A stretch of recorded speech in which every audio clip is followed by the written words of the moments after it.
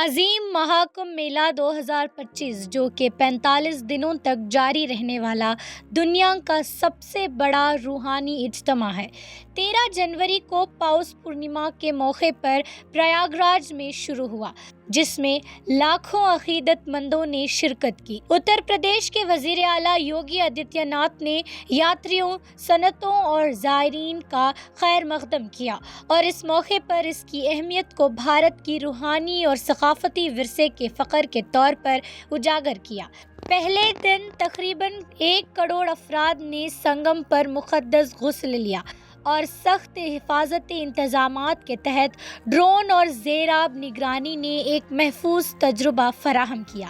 نائب وزیر اعلیٰ کیشو پرساد موریہ نے مہاکمبھ کو ریاست کی اخلاقی ذمہ داری قرار دیتے ہوئے یقین دہانی کرائی کہ آنے والے مقدس غسل اسی عظمت اور وسیع انتظامات کے ساتھ ہوں گے۔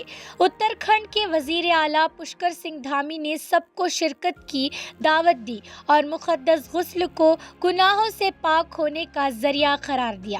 وزیر اعظم نریندر مودی نے شری نگر میں ایک جلسے سے خطاب کرتے ہوئے مہاکمبھ جشن کی روح کی تعریف کی اور لوہڑی، پونگل اور مکر سنکرانتی جیسے دوسرے تہواروں کے ساتھ اس کا ذکر کیا۔ انڈین ریلوے نے عقیدت مندوں کی نقل و حرکت کے لیے 13,000 سے زائد ٹرینوں کا انتظام کیا ہے، جن میں اڑیسہ سے خصوصی خدمات بھی شامل ہیں۔